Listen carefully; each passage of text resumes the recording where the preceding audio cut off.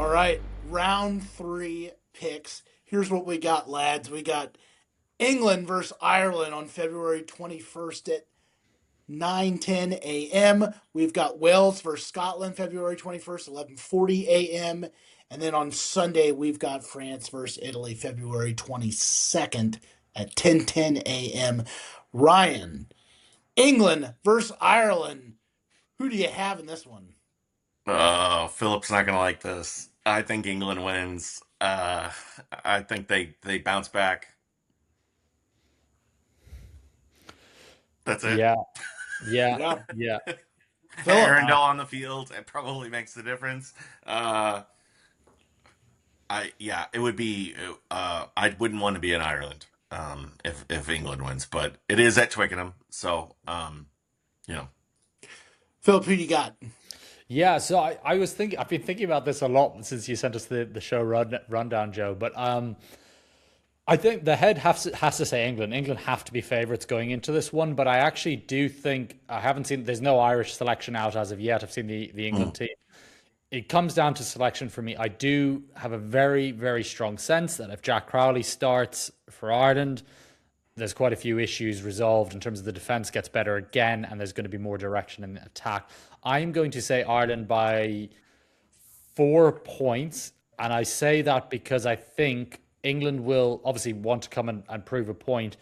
But I think Scotland showed that if you negate the England's sort of a game plan in terms of that kicking and handle that, which Ireland I think will now with their back three, it goes a long way. The biggest area I see for weakness is that England could absolutely obliterate us at scrum time. But I'm still going to stick with it. Ireland by 4 is what I'm going to say in this one. Philip, your ancestors from Leeds are going to be so mad at you. Yeah, yeah, Here's yeah. my question: is there something about the haircut that Luke Cowan-Dickie has that makes So him funny. so? I mean, what's the word I'm looking for? Sinister. And his like it feels like there's players that have that haircut for Ireland, for New Zealand that are always in the scrum, always messing about, making the referees mad. Joe McCarthy. It's the haircut, exactly. It's the haircut, right? Yeah, yeah. Or I it's a chicken and the egg? Does the haircut because they are like that, or does the haircut make them? It's a I don't know. it's a valid point. I think if I can get Ireland over the line, maybe when I'm at Twickenham, I'll try and get a little shave on the back of Cowan Dickey's head, and maybe that'll make There the you go. difference. Oh yeah, Well, he'll really appreciate that. well, here's my pick for this game. My last name is Harrington. Come on, Joe. All right. I'm wearing green. I'm waking up. I'm driving to Arlington to watch baseball, and we're going to listen to this game on the radio the whole way through. Sorry, Mom. Sorry, Kim. Sorry, Teddy. We're listening to Ireland because Ireland's going to beat England this week, and we're going to be, you know, doing the Irish jig in London. It's going to be great. Ireland over England this week. Called it. Ireland gets back in the race for the Six Nations crown. There we go. There we You go. had I like love it, Joe. a rock thing going there for a second. I'm excited. I You wanted to could have say leaned into the WWE a little bit more. I wanted to say shillelagh. I mean, like I couldn't think of the word. That's my pick. Yeah. Ireland. It would be We're awesome. gonna There's do going to it. be plenty of Irish fans at Twickenham for sure. Oh yeah. Yeah. But it'll be So fascinating, gents, because again, England haven't been in this position yet, have they? 12 mm, wins on the bounce. What do you do after you get punched in the mouth for the first time? Really? And when you think back on it, Ireland was it the last Six Nations, Ireland really torched England. They switched off a little bit mhm. in the last bit. And then England played against France where they made about what it was actually 28 handling errors from memory. So it's like I'm really fascinated to see what this English team are made of because if they lose two here, and lose again in Paris, that's a two-win Six Nations for them. They're So both in the same position. yeah, Whoever both loses teams this are. game, basically, it's Yeah. going to be. I wouldn't want to be. I would argue that the only thing from an Irish perspective is that we aren't expecting to win this. I think they'll win, but we aren't Right. expecting. Whereas I think England are very expectant. Yeah. So Last game on Saturday. 3 weeks ago, this looked like a pretty interesting game. and then Wales started playing rugby. Wales versus Scotland. I'm gonna pose it to this instead of picking one here. I'll say this: does Wales get a bonus point? No, no, they've been the worst test team I've seen at any point ever. Yeah, to reverse tables, really excited for Scotland to win again. Yeah. Like it's going to be fun. They were Our fun to king. watch this past weekend. Yeah, Our king, Gregor Townsend. There we go. Our I just guy. I can't see what Wales are trying to achieve. I cannot see any shape defensively in attack. I just don't get it. I just they don't get what also they're up to. they scored when France had only scored like 19 points. They Yeah. had a try. I mean, Yeah. like it's obviously they're not. I mean, they did look like they were just running between the seams and stuff. France was like ridiculous, but they scored a try against one of the best teams in the world. So The problem it's is, right? their Yeah. They play in 20-minute bursts. That's it. Every game.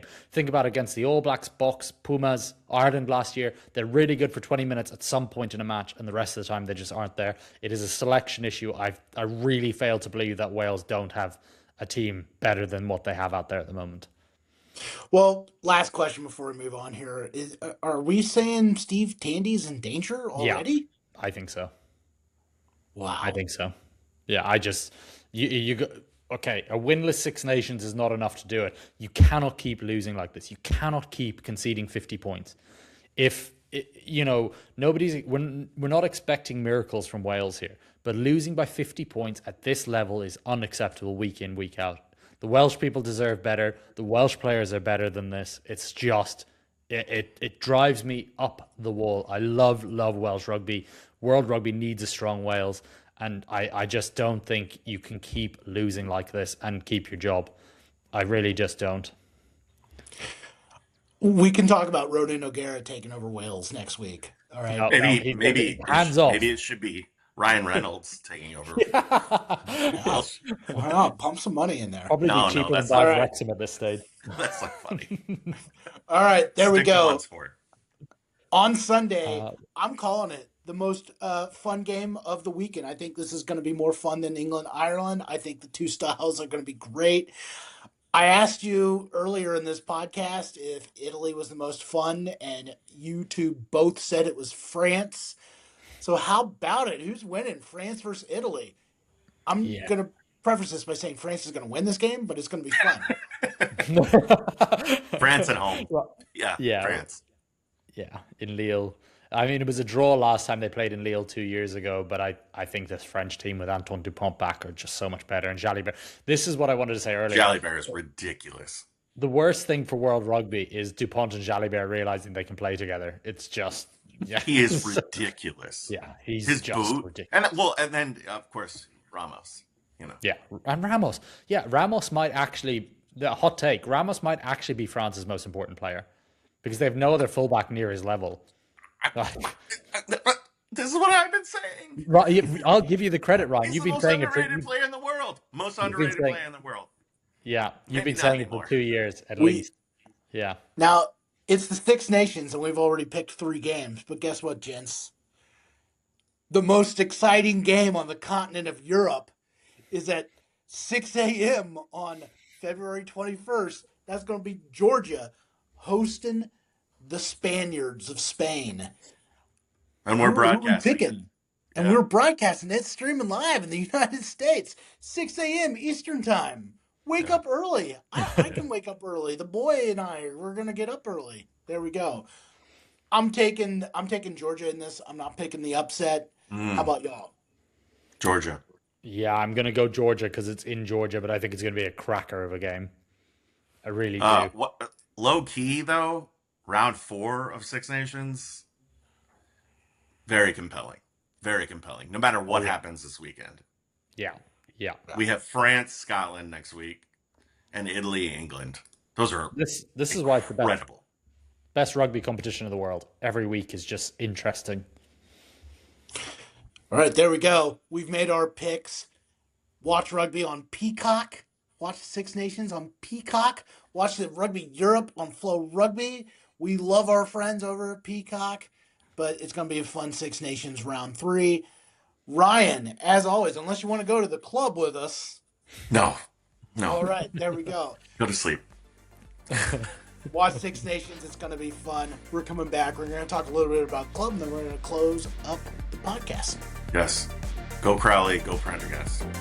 Cheers, Ryan.